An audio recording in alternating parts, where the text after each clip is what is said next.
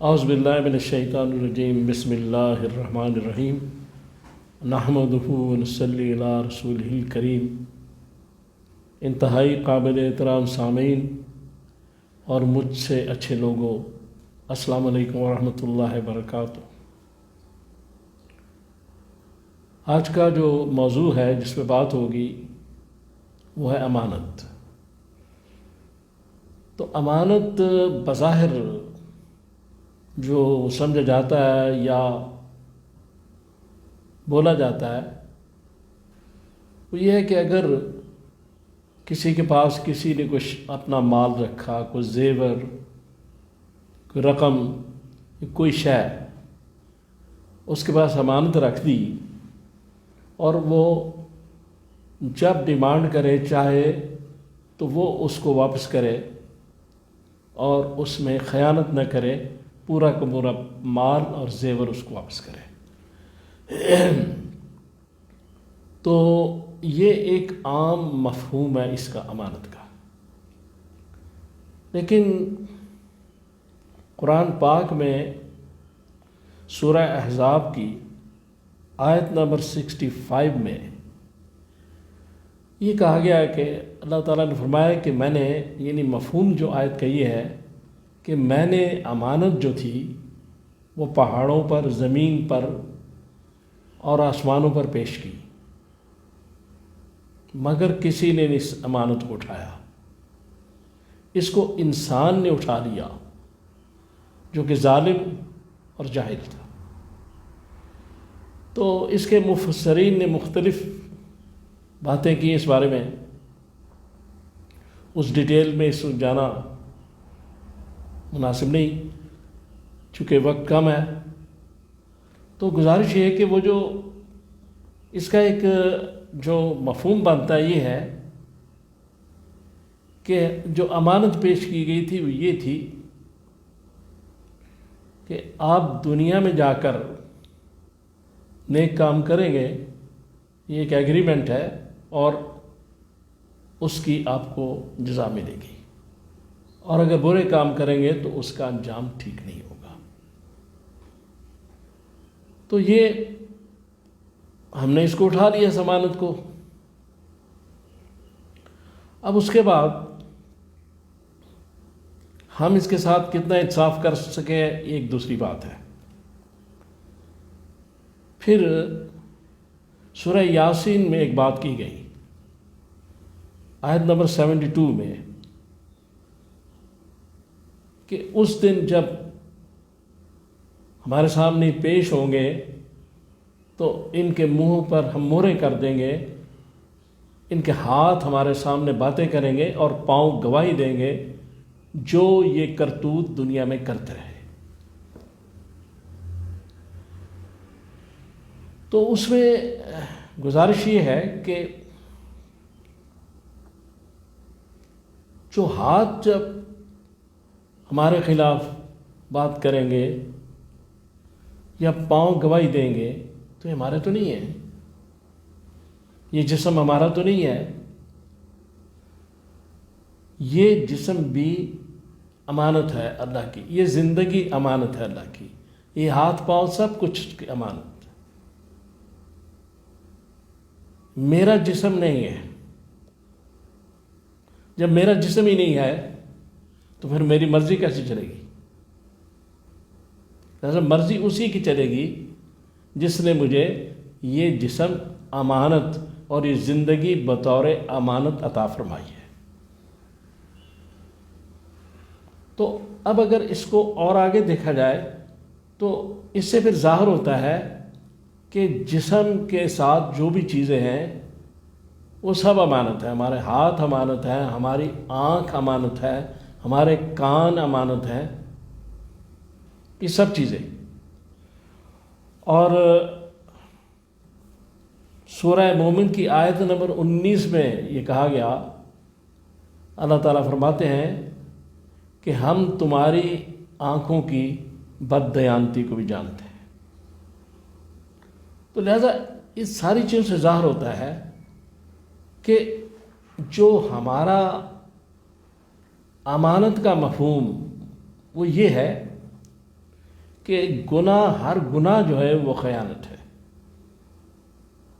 ہم نے سب کام اللہ کے حکم کے مطابق کرنے ہیں، کیونکہ ساری چیزیں اس کی امانت ہے۔ آنکھ سے اس کے دی ہوئی اچھی چیزوں کی طرف دیکھنا ہے، بری نگاہ نہیں کسی پہ ڈالنی، کان سے بری باتیں نہیں سننی، زبان سے بری بات نہیں کرنی، یہ سب امانت ہے۔ اور اگر ایسا نہیں ہوگا تو خیانت ہے۔ اب جیسے جو ہمارے ملازمت کے اوقات ہوتے ہیں وہ بھی امانت ہے۔ جب ہمارا ایگریمنٹ ہے ہمارے ہیڈ کے ساتھ، باس کے ساتھ، گورنمنٹ کے ساتھ، تو اس کی اجازت کے بغیر ہم وہ اوقات اپنے نجی کاموں میں استعمال نہیں کر سکتے۔ یہ جو گاڑیاں ہوتی ہیں جو کسی فرم سے ملتی ہیں اس آفیشیل کام کے لیے یا گورنمنٹ سے ملتی ہیں سرکاری کاموں کے لیے، یہ بھی پرائیویٹ استعمال کرنا پھر خیانت ہے۔ اوقات میں کمی کرنا خیانت ہے، کہ دفتر میں گئے ہیں اور قطار لگی ہوئی لوگوں کی اور صاحب بہادر جو ہے سیٹ پر نہیں ہے، کرسی پر نہیں ہے، کہیں گھومنے پھرنے گئے ہیں، تو ساری چیزیں اس میں آ جاتی ہیں خیانت میں۔ ہاں، اجازت لے کے پھر آپ وہ وقت جو ہے دفتر کا کسی دوسری جگہ استعمال کر سکتے ہیں۔ تو اس لیے امانت کا مفہوم بہت وسیع ہے، یہ مال تک یا پیسوں تک محدود نہیں ہے۔ پھر اس کے بعد جو ٹیلی فونک گفتگو ہوتی ہے کسی کی، یہ بھی راز ہے، یہ بھی امانت ہے۔ اس کی اجازت کے بغیر دوسروں کے ساتھ شیئر نہیں کر سکتے۔ مشورہ جو ہے وہ بھی امانت ہوتا ہے۔ تو اس بہت ساری چیزیں ہیں۔ تو اس لیے یہ ایک حدیث پاک جو ہے بخاری کی باب الایمان میں 33 نمبر اس کا، تو اس میں کہا گیا ہے کہ منافق کی 3 نشانی ہیں: جھوٹ بولنا، امانت میں خیانت کرنا اور وعدہ خلافی کرنا۔ تو نفاق سے تو بچنا ہے ہر صورت۔ حضور فرماتے ہیں کہ جب کوئی چور چوری کرتا ہے تو اس وقت اس کے اندر ایمان نہیں ہوتا، تو اس سے بچنا ہے ہم نے۔ تو ان ساری چیزوں پر عمل کرنا پڑے گا، جھوٹ کو چھوڑنا پڑے گا، خیانت کو چھوڑنا پڑے گا، وعدہ خلافی کو چھوڑنا پڑے گا۔ یہ ساری چیزیں آہستہ آہستہ ہمیں اختیار کرنی ہے۔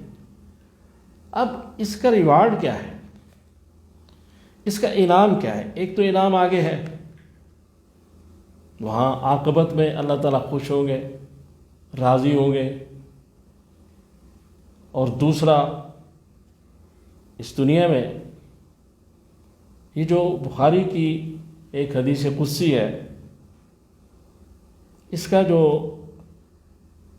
صفحہ نمبر 197 ہے، یہ باب ذکر اللہ میں یہ حدیث ہے۔ تو اس میں کہا گیا ہے کہ جب کوئی بندہ نوافل میں زیادتی کرتا ہے تو قربت الہی اس کو حاصل ہوتی ہے، تو اللہ تعالیٰ فرماتے ہیں کہ میں اس کا ہاتھ بن جاتا ہوں کام کرنے کے لیے، پاؤں بن جاتا ہوں چلنے کے لیے، اس کی آنکھ بن جاتا ہوں دیکھنے کے لیے، اس کے کان بن جاتا ہوں سننے کے لیے۔ تو یہ ساری چیزیں کیا ہے؟ یعنی جب ہم امانت دار ہو جائیں گے صحیح معنوں میں، اور ہر چیز کو امانت کے طور پہ اللہ تعالیٰ کے حکم کے مطابق اس زندگی کو ڈھال لیں گے، تو پھر اللہ تبارک تعالیٰ اس کی آنکھ بن جائیں گے، یعنی پھر اس کی آنکھ کی حفاظت کریں گے، اس کے کان بن جائیں گے، کان کی حفاظت کریں گے، اس کے ہاتھ بن جائیں گے، ہاتھوں کی حفاظت کریں گے، پاؤں کی حفاظت کریں گے کہ کہیں غلط جگہ پر نہ جائے۔ اللہ تعالیٰ اس کو اپنی حفاظت میں لے لیں گے۔ اور اس حدیث کے آخری جو الفاظ ہیں اس میں کہا گیا ہے کہ جب پھر وہ بندہ مجھ سے سوال کرے گا تو میں اس کے سوال پورا کروں گا، اور مجھ سے وہ جب عافیت مانگے گا میں اس کو عافیت دوں گا، پناہ دوں گا۔ تو مقصد یہ ہے کہ امانت، ایک تو یہ تصور بالکل صحیح ہے کہ کوئی شخص کسی کے پاس مال رکھتا ہے، پیسے رکھتا ہے، کوئی زیور رکھتا ہے، اور وہ ایک خاص مدت تک رکھتا ہے، یا بغیر مدت کے جب مانگتا ہے تو اس میں کوئی کمی نہیں ہونی چاہیے، اس کو واپس کر دینا چاہیے، بلکہ جس دوران وہ پیسہ رہے کسی کے پاس، اس پیسے کو بھی استعمال نہیں کرنا چاہیے اس کی اجازت کے بغیر۔ تو آج اگر ہم یہ دیکھیں کہ پاکستان کا جو مسئلہ کیا ہے، پاکستان کا مسئلہ نمبر 1 سے لے کے آخری مسئلے تک یہ ہے کہ وہ خیانت ہے۔ تو خیانت بہت خطرناک چیز ہے، اسے ہمیں بچنا ہے، امانت کی طرف آنا ہے، ایماندار بننا ہے۔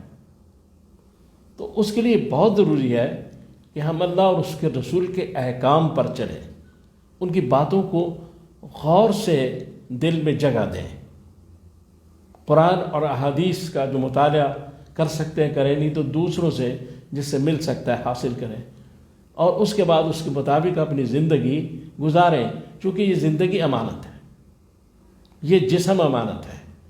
اگر یہ امانت نہ ہوتا تو خودکشی کیوں حرام ہوتی؟ اگر میرا جسم ہے، میں اس کے ساتھ جو چاہے مرضی کروں، اس کو مار دوں، ختم کر دوں، لیکن نہیں، خودکشی حرام ہے، اس لیے حرام ہے کہ جسم ہے ہی نہیں ہمارا، یہ تو امانت ہے۔ تو اس لیے ان ساری چیزوں پہ غور کرنا چاہیے۔